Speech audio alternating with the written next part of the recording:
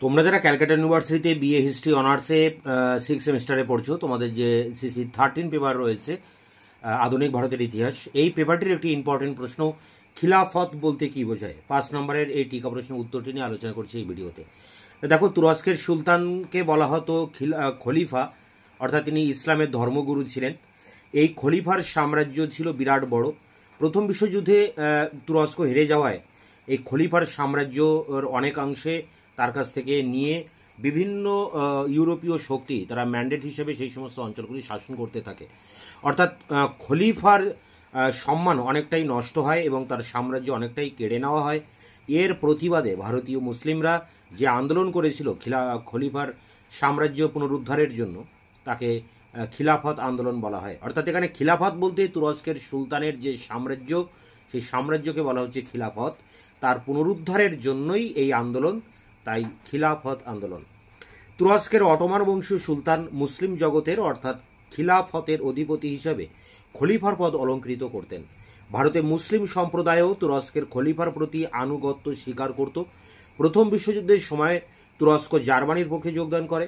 স্বাভাবিকভাবেই great Britain তুরস্কের বিরুদ্ধে যুদ্ধ ঘোষণা করে এবং যুদ্ধে জার্মানি তথা তুরস্কের পরাজয়ের ফলে মুসলিম জগতের অধিকর্তা খলিফা এবং উচ্চ মর্যাদা সম্পন্ন ঐতিহ্যবাহী প্রতিষ্ঠান খিলাফতের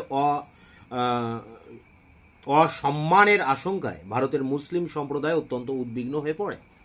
ভারতের মুসলিমদের উদ্বেগ দূর করার উদ্দেশ্যে ইংল্যান্ডের তদানীন্তন প্রধানমন্ত্রী লয়েড জর্জ স্পষ্টভাবে ঘোষণা করেন যে প্রধানত তুর্কি জাতির দ্বারা অধ্যুষিত সমৃদ্ধ সুপ্রসিদ্ধ এশিয়া মাইনর ও থ্রেস অঞ্চলের আধিপত্য থেকে তুরস্ককে বঞ্চিত করার জন্য ব্রিটেন তুরস্কের বিরুদ্ধে যুদ্ধে লিপ্ত হয়নি। কিন্তু যুদ্ধে জয়লাভ করার পর গ্রেট ব্রিটেন ও তার মিত্র রাষ্ট্রসমূহ তুরস্কের সুলতানের উপর 1920 খ্রিস্টাব্দে সেভরসের চুক্তির কঠোর শর্তসমূহ আরোপ করে। এরপরে দেখো, সেভরের চুক্তি অনুসারে তুরস্ক মিত্রপক্ষের হাতে Egypt, Sudan, cypress, ত্রিপলি, Tania, Morocco, Tunisia, আরব প্যালেস্টাইন, মেসোপটেমিয়া, আরব সিরিয়া সমর্পণ করতে বাধ্য হয়।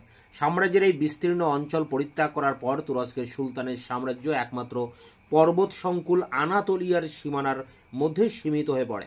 2 বছর পরে 1918 খ্রিস্টাব্দে সম্পাদিত মুদ্রাসের চুক্তির মাধ্যমে এইরূপ কঠোর শর্তের পূর্বাভাস পাওয়া যায়। মুসলিম ধর্মের পবিত্র স্থানরূপে পরিচিত মেসোপটেমিয়া, আরব সিরিয়া ও প্যালেস্টাইন প্রভৃতি স্থানের উপর তুরস্কের সুলতানের আধিপত্যের বিলুপ্তির ফলে পৃথিবীর অন্যান্য স্থানের মুসলিম ধর্মাবলম্বীদের মতো ভারতের মুসলমানদের মধ্যেও প্রচণ্ড অসন্তোষের সূত্রপাত হয়। ভারতে খিলাফত আন্দোলনের নেতৃত্ব গ্রহণ করেন আলী ভ্রাতৃদ্বয় নামে পরিচিত মোহাম্মদ আলী ও শৌকত আলী। 1920 খ্রিস্টাব্দে দেশে জনসাধারণের প্রতি একটি ইস্তাহার প্রচারের মাধ্যমে ভারতে খিলাফত আন্দোলন শুরু হয়। প্যারা করে শেষ প্যারা। খিলাফত আন্দোলনের মূল উদ্দেশ্য ছিল মুসলমান ধর্মের অন্যতম প্রধান ও অপরিহার্য নীতি অনুসারে ঐহিক ও আধ্যাত্মিক জগতের অধিকর্তা খলিফার অস্তিত্ব অক্ষত রাখার প্রচেষ্টা। তাদের এই উদ্দেশ্য সিদ্ধির জন্য মুসলিম নেতাগণ ভারতের ভাইসরয় ও গভর্নর জেনারেল এবং ইংল্যান্ডের প্রধানমন্ত্রীর সঙ্গে সাক্ষাৎ করেন এবং তাদের বক্তব্য পেশ করেন, কিন্তু এই সাক্ষাৎকার সম্পূর্ণ ব্যর্থ হয়।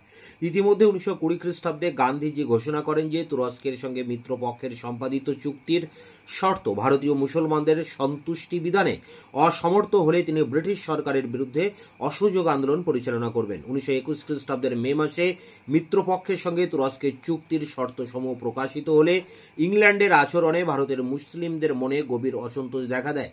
অপরদিকে পাঞ্জাবের জালিয়ানওয়ালাবাগের মর্মান্তিক ঘটনার কারণ অনুসন্ধানের জন্য নিযুক্ত হান্টার কমিশনের বিবরণ এই সময় প্রকাশিত হয়।